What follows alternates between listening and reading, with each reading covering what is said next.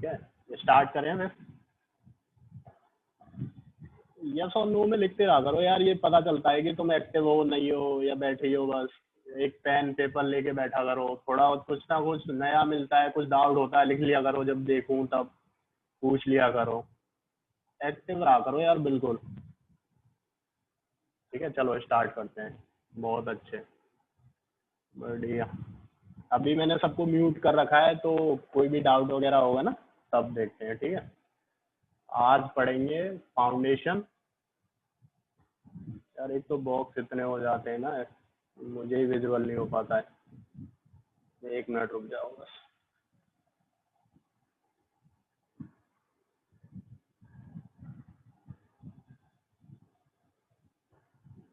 ठीक है, तो सबसे पहले फाउंडेशन में, ये फाउंडेशन नहीं है, ये तो बेसिक सा मैं पहले भी बता चुका था कि बिल्डिंग दो पार्ट में डिवाइड होती है, सब स्ट्रक्चर सुपर स्ट्रक्चर। इसमें किसी को कोई डाउट अभी भी रह गया हो तो पूछ लो, सब स्ट्रक्चर सुपर स्ट्रक्चर में। सब स्ट्रक्चर वाला पार्ट है ना, वो आता है अपना फाउंडेशन में। ठीक है, substructure is an example, मतलब foundation is an example of सब स्ट्रक्चर।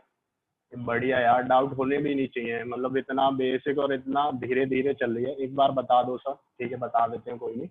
देखो अब वो यार, वो वाली पीपीटी तो है नहीं मेरे पास, उसमें फिगर थी, तो वो वाली पीपीटी नहीं है, तो अभी ऐसी ही समझ लो बिना पीपीटी के।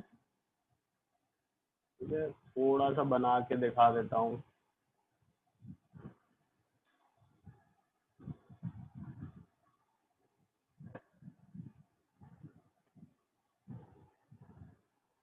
इसके ऊपर बिल्डिंग कैरी ऑन है, मतलब ऊपर बिल्डिंग है, ये मान के चलो ग्राउंड लेवल है। ठीक है, ये जो है ये जीएल है। ठीक है, तो इस ग्राउंड लेवल से नीचे वाला जितना भी पार्ट होता है ना, वो होता है substructure, this is known as सब स्ट्रक्चर।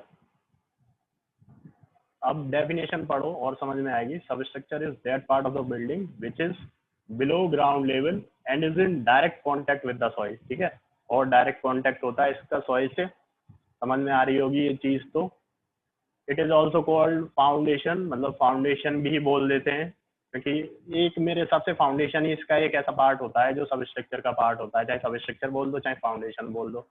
ठीक है, और ये सबसे इम्पोर्टेंट है, मतलब कभी भी डेफिनेशन कोई पूछे तो इसको जरूर ऐड ऑन करना, मतलब ये it is, its function is to transfer the load safely to the subsoil. ठीक है, बिल्डिंग के लोड को सेफली सबसॉइल को ट्रांसफर करता है। ठीक है, और super structure is that part of the building which is above the ground level.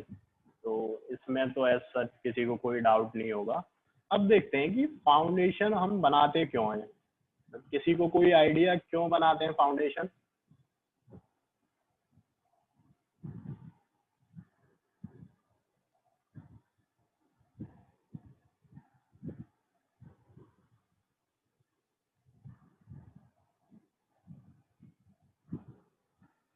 Sir basement सब स्ट्रक्चर में आता है, हाँ आता है, बेसमेंट सब स्ट्रक्चर का पार्ट है। स्ट्रेंथ के लिए, बिल्डिंग मजबूत करने के लिए, सपोर्ट के लिए, हाँ सारे कंसेप्ट ठीक हैं, बट अब सिविल इंजीनियर हो तो थोड़ा उस पॉइंट से समझते हैं। ठीक है, किस लिए यूज होता है। फॉर मेंटेनेंस द स्ट्रेंथ सही है, नेचुरल डिजास्टर से बचाने के लिए, ये भी सही पॉइंट है, मतलब होता है उसके लिए भी। ठीक है, चलो इधर देखो। It distribute the load wait of the super structure over a large area such that the pressure due to the load at the base of the foundation should not exceed safe bearing capacity of subsoil। ठीक है, अब ये ना थोड़ा, जब कहते हैं ना सब स्ट्रक्चर पढ़ रहे हैं ना, तो हम सॉइल को भी थोड़ा बहुत देख के चलेंगे, क्योंकि ये सेफ बियरिंग कैपेसिटी वगैरह आगे आएगी जब तो तुम्हें समझ में आ जाएगी, मतलब ये सॉइल में आएगी तब तो समझ में आ जाएगी, लेकिन यहाँ तुम पूरा डाउट में रहोगे कि सर ये है क्या चीज। ठीक है, तो इसके आगे फिगर होगी, ये विजिबल हो तो ठीक है, बट समझ लो ये फाउंडेशन है। ठीक है, इस सबको भूल जाओ, ए बी सी डी क्या है, ये इसके नीचे क्या है, सॉइल है। ठीक है, ऐसा होता है कि इसके ऊपर पूरा सुपर स्ट्रक्चर होगा, मान के चलो 1 स्टोरी 2 स्टोरी बिल्डिंग है, तुम्हारे घर की बिल्डिंग है, इसके नीचे तुमने फाउंडेशन बिल्ड करी। यार देखो जूम अपनी स्क्रीन पे ही कर लो, स्क्रीन से जूम हो जाता है, ठीक है। तो ये फाउंडेशन है। अब इस सुपर स्ट्रक्चर का जो लोड है लेट से डब्लू, वो सीधा फाउंडेशन पे आता है, ठीक है। अब यहाँ मान के चलो, सपोज ये W, this is the load of superstructure plus there will be some load of this foundation let say W dash, ठीक है। तो this total load is suppose P, ठीक है। This total load gets transfer to the soil. ये तो mechanism है किसका, foundation का, मतलब कि फाउंडेशन इस टोटल लोड को ट्रांसफर कर देती है। देखो फिगर में कुछ ऐसा समझने लायक नहीं है, केवल ये चीज समझो कि फाउंडेशन है क्या फिगर में, बस यही है, बाकी कुछ नहीं है, बाकी जो मैं ड्रॉ कर रहा हूँ उसे समझो बस, ठीक है। अब ये क्या करेगी, ये सॉइल में ट्रांसमिट कर देगी सारे लोड को। अब फाउंडेशन का एक बेनिफिट यही होता है कि फाउंडेशन जो है वो यूनिफॉर्मली डिस्ट्रीब्यूट कर देती है हमारे सारे लोड को, किस पे, सॉइल पे। मतलब जिस भी स्ट्रेटा पे हम कंस्ट्रक्ट करते हैं उस पे सारा लोड ट्रांसफर हो गया। अब वो जो नीचे सॉइल है, उस सॉइल की ये कैपेसिटी होगी कि वो उस लोड को बियर कर सकती है या नहीं कर सकती है, मतलब उसकी क्या कैपेसिटी है उस लोड के अगेंस्ट, ठीक है। उसकी क्या कैपेसिटी है उस लोड के अगेंस्ट, तो उस कैपेसिटी को बोलते हैं SBC, सॉइल बियरिंग कैपेसिटी। इसमें किसी को डाउट? क्या लिखा तो कुछ है नहीं, ये तो बस मैंने समझाया है। Suppose the weight of superstructure is capital W and the weight of the load of superstructure get transfer to this foundation, ठीक है। अब इस फाउंडेशन का भी ऑब्वियस सी चीज है, इसका भी खुद का कुछ ना कुछ वेट होगा। अब इन दोनों का टोटल वेट सपोज है P, ठीक है। अब इसका कुछ एरिया होगा तो इसकी वजह से कुछ स्ट्रेस होगा, सपोज सिग्मा, ठीक है। वो सिग्मा यूनिफॉर्मली डिस्ट्रीब्यूट होगा सॉइल पे। अब सॉइल उसके अगेंस्ट कैसे रजिस्ट करती है, सॉइल का रेजिस्टेंस की उसको बियर कर पाएगी या नहीं कर पाएगी, वो होता है सेफ बियरिंग कैपेसिटी। क्या नहीं दिख रहा ये बताओ, जो मैं बोल रहा हूँ वो समझ आ रहा है नहीं, दिखना छोड़ो, जो मैं बता रहा हूँ वो समझ आ रहा है नहीं वो बताओ, ठीक है। तो अब बताओ इसमें क्या डाउट है। सेफ बियरिंग कैपेसिटी समझ में आई, जैसे हमारी बॉडी है, हमारी बॉडी का भी कुछ ना कुछ रेजिस्टेंस है। हमारे ऊपर कोई लोड आया, मान के चलो 10 kg, 20 kg, 30 kg, 30 kg पे हमारी बॉडी कोलैप्स कर जाए, वो चीज है ना, ऐसी सॉइल की प्रॉपर्टी है। सॉइल भी किसी न किसी लोड पे आके कोलैप्स कर जाएगी, ठीक है। तो वो है सेफ बियरिंग कैपेसिटी SBC। अब कोई डाउट है किसी को, किसी को भी?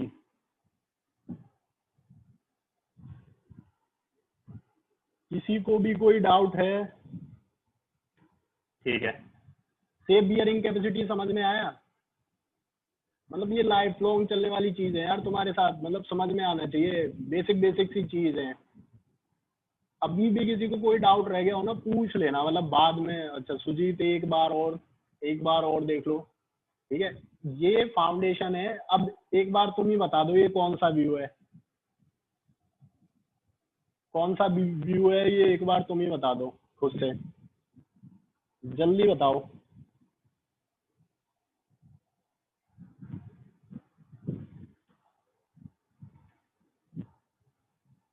फ्रंट व्यू है, सही है, ठीक है। अब ये फ्रंट व्यू है किस किस का, केवल फाउंडेशन वाले पार्ट का। इसके ऊपर कुछ ना कुछ सुपर स्ट्रक्चर होगा। अब तो किसी को सुपर स्ट्रक्चर में डाउट नहीं होगा, ठीक है। उस सुपर स्ट्रक्चर का खुद का कुछ ना कुछ वेट होगा, suppose it is capital W, ठीक है। इस फाउंडेशन का भी, वैसे यार तुम्हारे सिलेबस में फाउंडेशन की डिजाइन नहीं है, बट मैं डिजाइन की स्टेप समझाऊंगा, नहीं तुम फाउंडेशन को लेके हमेशा कंफ्यूज रहोगे कि फाउंडेशन कैसे डिजाइन होती है, क्या है। मतलब छोटी छोटी सी स्टेप बताऊंगा, बहुत छोटी छोटी सी, बहुत बेसिक सी। मान के चलो इस फाउंडेशन का वेट है W डैश। अब मुझे बता दो इस टोटल सॉइल पे जो वेट आ रहा होगा वो क्या आ रहा होगा, W प्लस W डैश, ठीक है। I represent this weight by P, ठीक है। इस वेट को डिवाइडेड बाय इसके एरिया से करूंगा तो क्या आ जाएगा, स्ट्रेस, ठीक है। अब इसका पर्टिकुलर डिस्ट्रीब्यूट कर देगा, ये तो फाउंडेशन है हमारी, फाउंडेशन लोड को कहाँ ट्रांसफर कर देगी, सॉइल पे। जैसे मान के चलो हमारे ऊपर कोई बॉडी रखी है, वो बॉडी हमारी बॉडी पे ट्रांसफर करेगी नहीं उस वेट को। अब उस सॉइल का क्या रेजिस्टेंस है उस वेट के टुवर्ड, उसको बोलते हैं SBC, soil bearing capacity, soil की बियर करने की कैपेसिटी।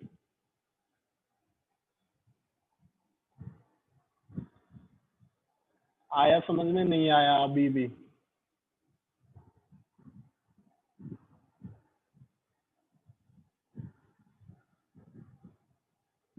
डाउट किसने पूछा था वो बोल दे एक बार, ठीक है सुजीत, ठीक है ठीक है। अब ये पहले पॉइंट में किसी को डाउट, लोड ट्रांसफर मैकेनिज्म मैंने पूरा समझा दिया है। अब सेकंड पॉइंट देखो, the foundation transfer the load of the super structure evenly or uniformly to the subsoil, thus preventing the unequal or differential settlement which can cause cracking, tilting or collapse of building। अब ये normal सी चीज है, ये चीज यदि तुम्हें समझ में आ गया है ना पहला पॉइंट, तो दूसरे पॉइंट में भी कोई डाउट नहीं होगा। बस अभी तुम्हें क्या लग रहा होगा कि सर व्हाट इज अनइक्वल और डिफरेंशियल सेटलमेंट, नए नए टर्म है। ये तो समझ में आ गया होगा कि यूनिफॉर्मली कैसे डिस्ट्रीब्यूट हो गया है, वो तो मैं बता चुका हूँ, है ना।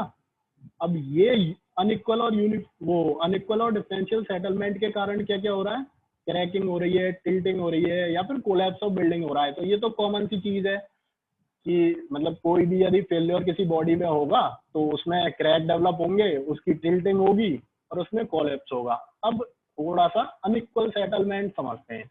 देखो समझो कि ये फाउंडेशन है, हाँ टिल्टिंग बता दूंगा, अभी बता रहा हूँ, टिल्टिंग बता दूंगा, ठीक है। ये फाउंडेशन है, ठीक है, इस पर लोड आया, लोड आया, यदि सॉइल इसको यूनिफॉर्मली बियर करेगी वो तो वेल एंड गुड है, ठीक है, स्ट्रक्चर सस्टेन करेगा। मान के चलो कि 100 न्यूटन का वेट आया, ठीक है, यहाँ की जो सॉइल है उसकी बियरिंग कैपेसिटी है 20 और यहाँ की जो सॉइल है उसकी बियरिंग कैपेसिटी है 80, ठीक है। अब इसकी बियरिंग कैपेसिटी कम है सॉइल की, तो यहाँ से क्या करेगा, ये झुक जाएगा नीचे, ठीक है। ये जो स्ट्रक्चर है ना, ये कुछ ऐसा हो जाएगा,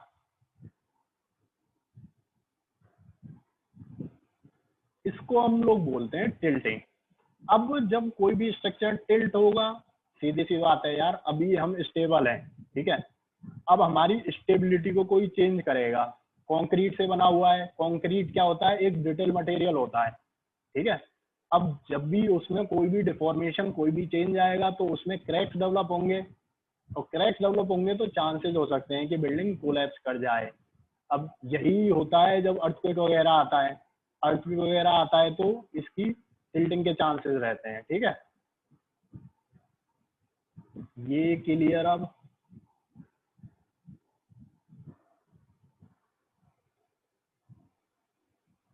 क्लियर है अब ये, ठीक है चलो।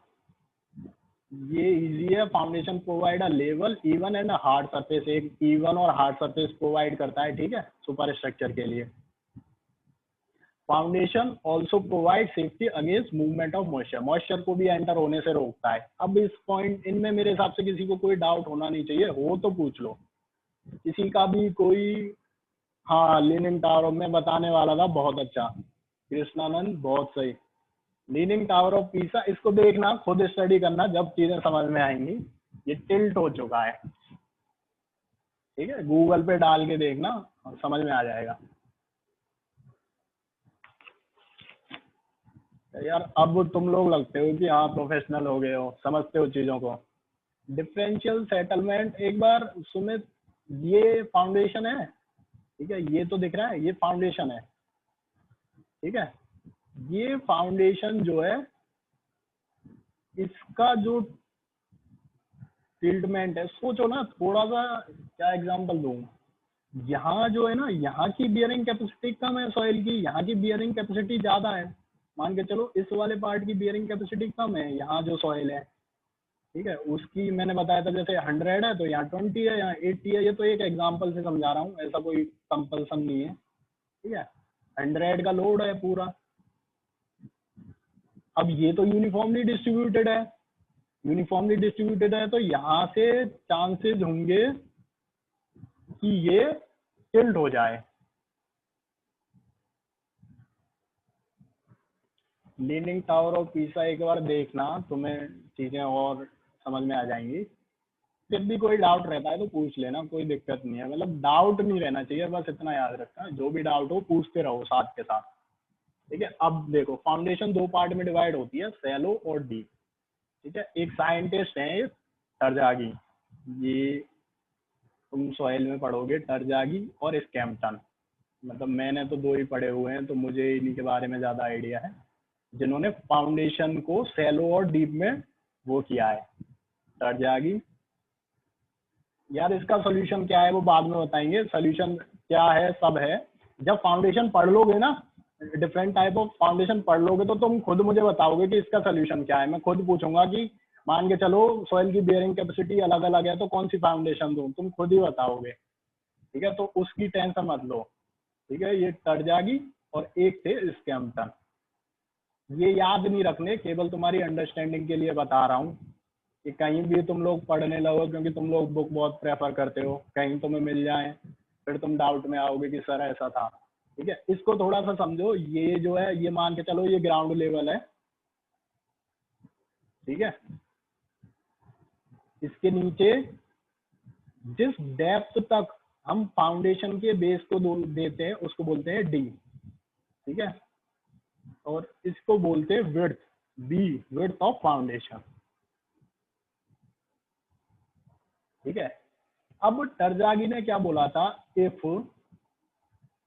D by B depth to width ratio is less than equal to 1, then it is known as shallow foundation. ठीक है, if d by b is greater than 1, then it is known as deep foundation.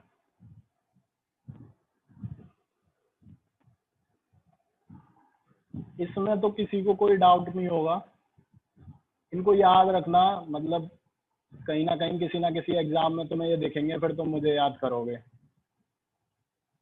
ठीक है, ये कहीं ना किसी exam में तुम्हें दिखेगा।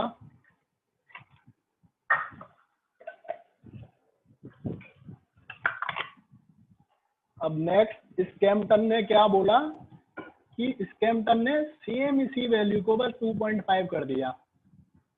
तो तुम कंफ्यूज मत होना, तुम टरजागी याद रखना, वही इंपॉर्टेंट है सबसे ज्यादा, तो वही इन्हीं को पढ़ते हैं। इसी वैल्यू को केवल 2.5 कर दिया, बाकी कोई चेंजेस नहीं है। अभी तक कोई डाउट किसी को कैसा भी?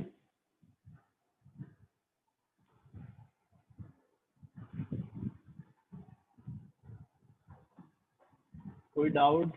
ठीक है यार, मुझे जो है ना वीक में एक क्लास भी है, तो हम कोशिश करेंगे कि थोड़ा और कभी क्लास ले लिया करें, क्योंकि सिलेबस बहुत है और ऐसे पढ़ाऊंगा ना तो मुझे काफ़ी टाइम लगेगा।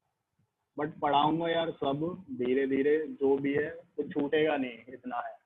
ठीक है, अब हम आते हैं सैलो फाउंडेशन पे। आयुष कौन सा वाला टॉपिक दोबारा बताना है, एक बार ये बताओ यार। देखो जब स्लाइड आती है ना उसको पढ़ लिया करो, पढ़ोगे फिर मैं जो समझा रहा हूँ ना वो अच्छे से समझ में आएगा। यार संडे को नहीं रख सकते यार हम टरजागी वाला। टरजागी वाले में क्या बताऊं, ये चीज समझ में आई। ग्राउंड लेवल से नीचे इसको डेप्थ डी से मार्क करते हैं, depth of footing, depth of foundation बोलते हैं। Difference between footing and foundation मैंने बताया, यदि किसी भी एग्जाम में तुमसे पूछा जाए तो क्या लिखोगे। ठीक है, ये इसकी विड्थ है, सपोज इट इज बी। ठीक है, if D by B ratio is less than equal to 1, then it is known as shallow foundation. If d by b ratio is greater than equal to 1, not equal to greater than 1, then it is known as deep foundation. सीधी सी बात है, थोड़ा logically सुन लो। और चलो अब बिल्कुल basic ही बता देता हूँ। अब यदि मान के चलो मैंने ये डेप्थ बढ़ा दी, ठीक है, सपोज विड्थ उतनी रखी, तो ऑब्वियस है D by be greater than 1 आएगा, आएगा नहीं आएगा? भाई ये डी वाली टर्म बढ़ गई, वो कांस्टेंट रही, this will be greater than 1। अब ये तुम्हें देखने में कौन सी फाउंडेशन लग रही है, खुद ही बता दो। देखने में कौन सी फाउंडेशन लग रही है तुम्हें? बस क्लियर।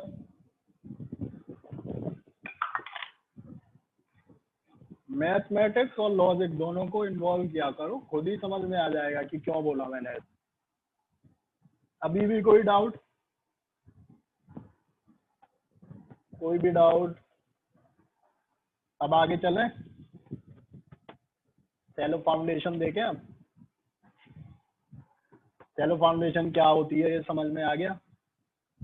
ठीक है, शैलो फाउंडेशन 4 तरह की होती है, स्प्रेड, कंबाइंड, राफ्ट, ग्रिलेज।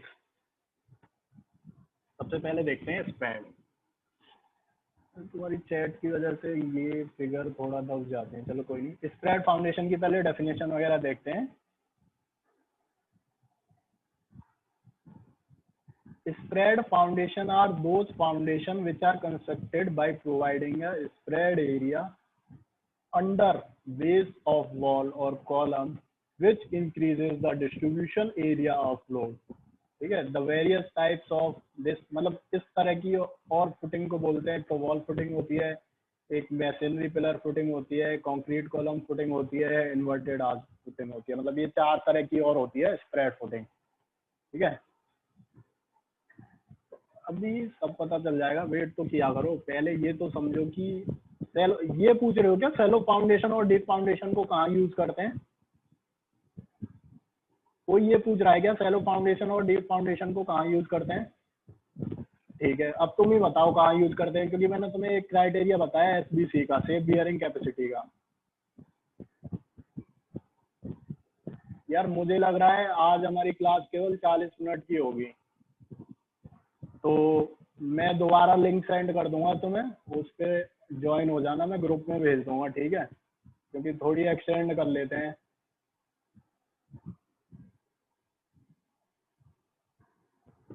जी यार बहुत थोड़ा सा एक्सटेंड कर लेंगे, एक क्लास और कर लेंगे आज।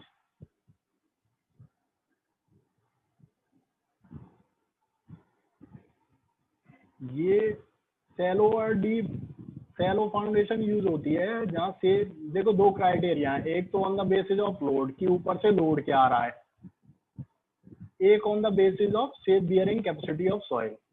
ठीक है, अब मान के चलो लोड बहुत ज्यादा आ रहा है, सेफ बियरिंग कैपेसिटी सॉइल की कम है, ठीक है, तो हम प्रेफर करते हैं डीप फाउंडेशन। ठीक है, और यदि लोड कम है और सेफ बियरिंग ऑफ सॉइल ज्यादा है तो हम यूज कर लेते हैं शैलो फाउंडेशन। मतलब ये बेसिक सा है। एक तो ये केस हो सकता है, मतलब यदि तुमसे कोई चॉइस पूछे बताओ, तो मैं सॉइल ले दे और पूछ, मतलब सॉइल का सैंपल दे दे, तुम उसकी सेफ बियरिंग कैपेसिटी निकालोगे, वो तुम्हें लोड बता देगा कि इस बिल्डिंग पे इतना इतना लोड आ रहा है और फाउंडेशन पे इतना लोड ट्रांसफर होगा, तो बताओ तुम कौन सी फुटिंग दोगे। तुमसे केवल यही डिफरेंस पूछे कि सैलो दोगे या डीप दोगे, तो इजीली तुम बता दोगे। बता दोगे या नहीं, ये तो बता दो। वहाँ यूज करते हैं जहाँ सॉइल अच्छी। हाँ बस बढ़िया। ये कौन है आईफोन, नाम तो लिख लो यार अपना, पता तो चले मुझे।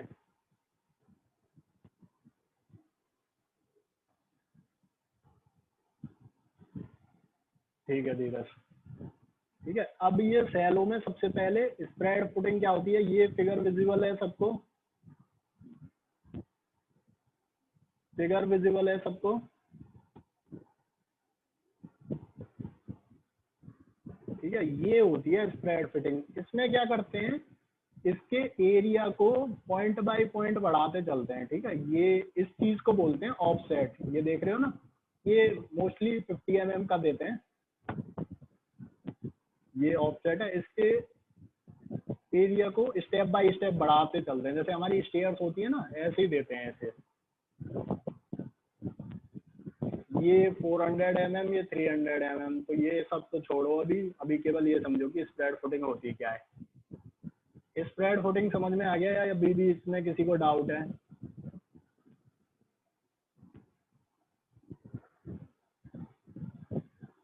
डाउट है किसी को? ठीक है, अब इसके टाइप होते हैं। सबसे पहले स्टेप स्प्रेड में सबसे पहले तुमने पढ़ी थी वॉल फुटिंग। वॉल फुटिंग के दो टाइप होते हैं, ठीक है। एक तो स्टेप होता है और एक ये वाला स्लोप्ड, ठीक है। उसके बाद एक होती है मैसनरी, एक होती है आरसीसी कॉलम फुटिंग। इनमें से किसी को कोई डाउट? मतलब कोई फिगर देख लो, फिगर से ही तुम्हें समझ में आ जाएगा। अंश पूछ रहा है स्टेयर वाले से, स्टेयर समझ में नहीं आती क्या? स्टेप्ड का मतलब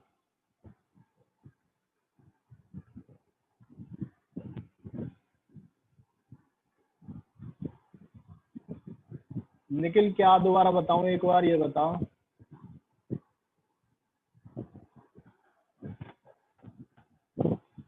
देखो, एक ने पूछा है इसका फायदा क्या है, ये लिख रहा फायदा।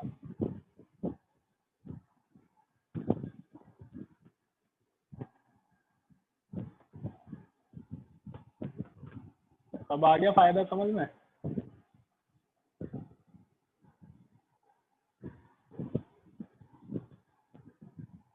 फिगर 2.2 ये स्टेप फुटिंग है।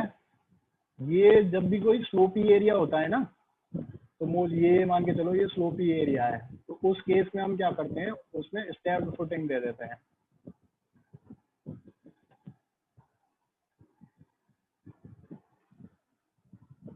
इसमें से कोई सर ये फाउंडेशन ऊपर से पतली और नीचे से चौड़ी क्यों होती है, ये रहा इसका रीजन। ये किसने पूछा है? कृष्णा। दोबारा हाईलाइट कर देता हूँ, कृष्णा रीजन। अब भी डाउट है?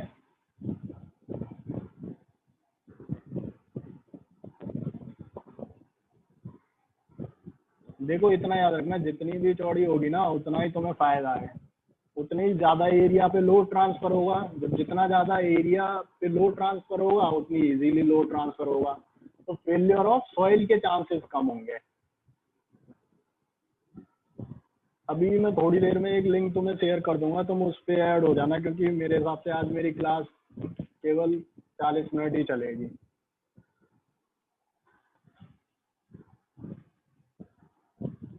अब ये पढ़ लो, इसमें यदि किसी को कोई भी अभी भी डाउट रह गया हो, स्प्रेड फुटिंग के टाइप है तो पूछ लो एक बार। कोई भी डाउट हो गया रह गया हो, कुछ भी मतलब XYZ, कोई भी तुम्हें लग रहा हो कि सर ये नहीं समझ में आया या ये नहीं समझ में आया।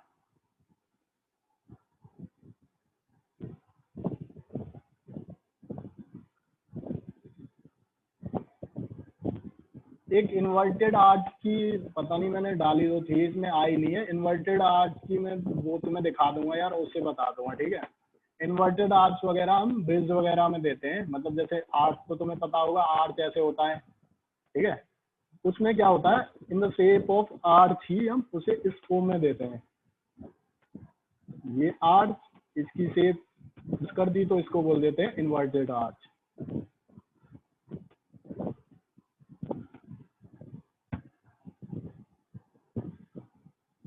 मतलब फिगर में दिखा दूंगा क्योंकि उससे ढंग से समझ में आएगा। अभी तुम्हें ये लग रहा होगा, बट ये समझ जाओ कि आर्च और इन्वर्टेड आर्च क्या चीज है। अभी आर्च में कंफ्यूजन होगा तुम्हें। कोई डाउट यहाँ तक? अब आओ कंबाइंड फुटिंग पे। सबसे पहले कौन सी फुटिंग पढ़ ली हमने?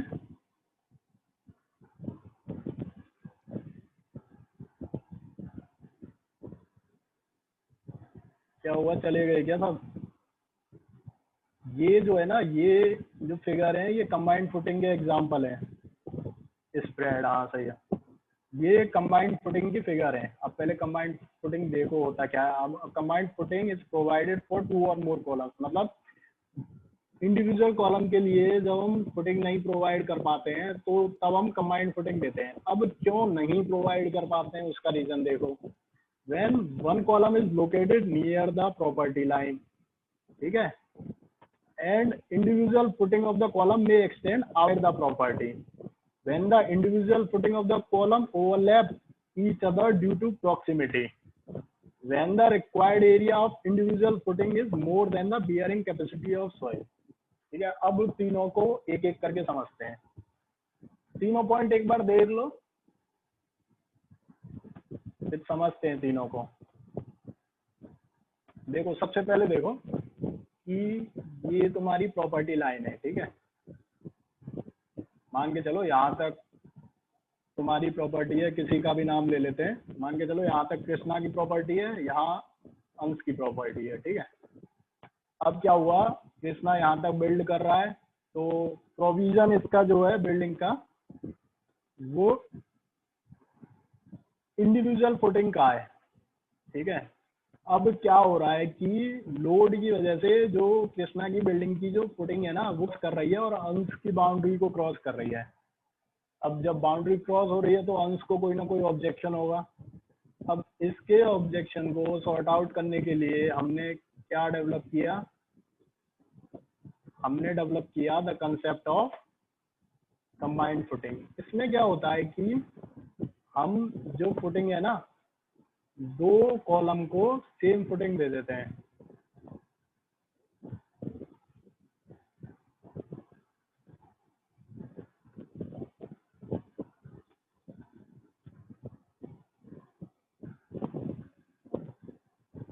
ये एक कॉलम, ये एक कॉलम। ये चीज समझ में आई या नहीं आई?